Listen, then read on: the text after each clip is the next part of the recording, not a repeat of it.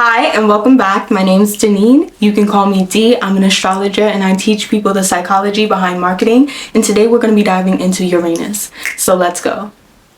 Uranus. So Uranus was first discovered and they could not see the gas that was emitting off of the planet. And it was only later that they discovered the gas that was there.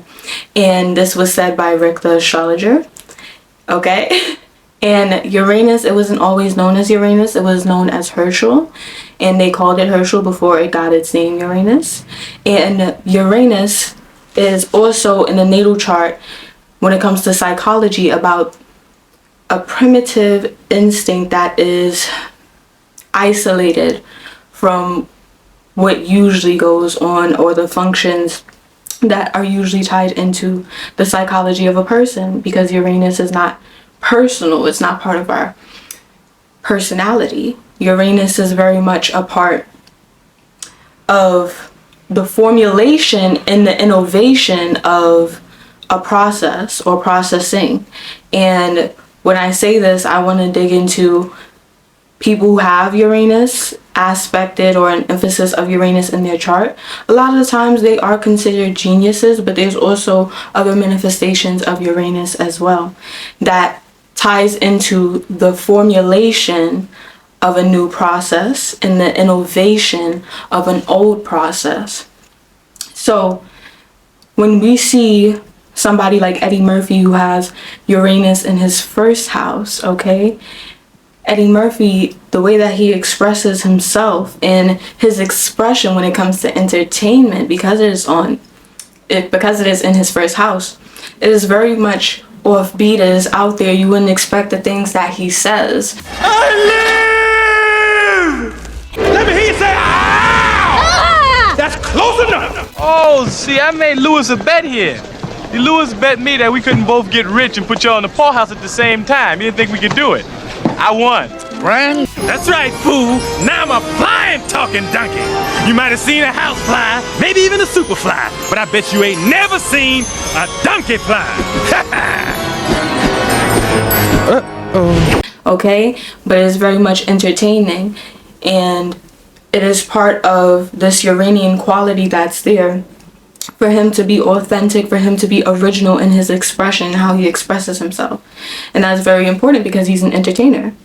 Now, the same Uranian energy can also be seen in different geniuses, like, for example, Albert Einstein. He had his Uranus and whole signs in the third house. These people, they can say stuff or have things come out of their mouth that can shock people, okay? These people, they have an original way of thinking. They can have a way of formulating thoughts or putting words together that is very shocking to people, to say the least, or very much unexpected. You wouldn't think they would be thinking that, because you're trying to see how it is that they came to that conclusion or came to that result, but the process and the way that they're thinking or they go about their thought is different, okay? The process is very much formulated authentically to that person, and how that process, where it's in the third house, the way that they're thinking is very authentic. It's very original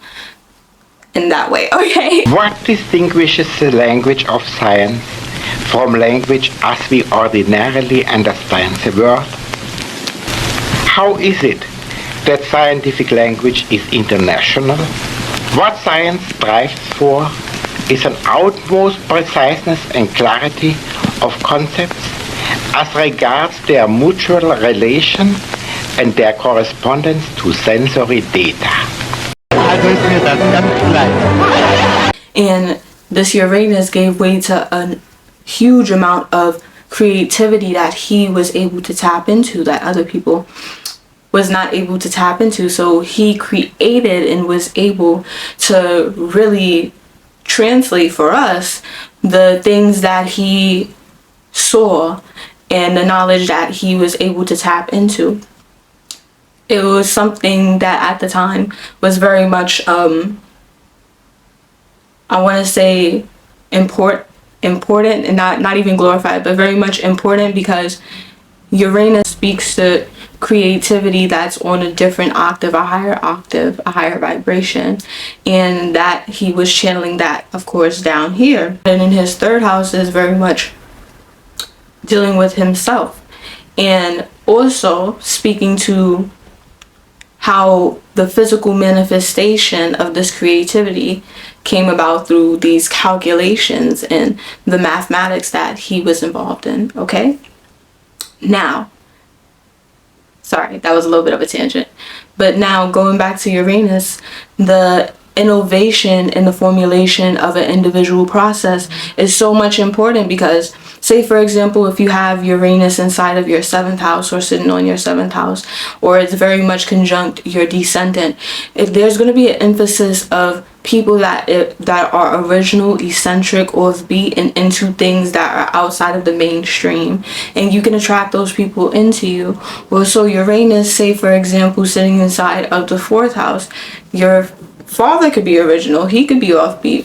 Uranus in the 4th house, there could be a lot of unexpected things that came up in your childhood, or very much out of the blue things that changed your home or the dynamics inside of your home. There could have been erratic behavior from a parent, or just inside of your home in general. You can have erratic emotions, okay? If you have, say for example now, Uranus in your 10th house, you can very much be involved with software, technology, IT, those sorts of things. And also Uranus inside of your 10th house, you can also be an astrologer. You can have Uranus inside of your 10th house, and you can deal in things pertaining to crowds of people, like conferences, but like big conferences and stuff. Get involved in things on a humanitarian level or humanitarian theme. Be in a big organization that is considered like a brotherhood, a club, okay? Those types of things. But that is Uranus, okay, and the energy that Uranus carries. And your Uranus is very much a awe-striking planet, because it is a primitive instinct inside of our psyche, and it's seen as rebellious, it's seen as freedom seeking, okay? It's seen as very much unexpected things happening, okay? Out of nowhere. And Uranus awakens us also through these same actions, okay? So when we're speaking about the geniuses who have Uranus emphasized in their chart, I find that Uranus is talking, when it speaks of these people and where it's placed in your natal chart, of how our own processes and being authentic in the way that we break down a process can really showcase the individuality even more, emphasize the individuality of a person even more, and emphasize how it is that an individual can be unique on their own through the formulation of that process, okay? And the authenticity of that process, authentication of the process, okay? So thank you guys so much. I will be making more videos. If you like this and this helped you, make sure that you give it a like, and make sure you click the bell so you don't ever miss out, and make sure you subscribe, okay? Thank you guys so much. And if you have anything that you want to see, let me know, all right? I'll see you guys later. Bye.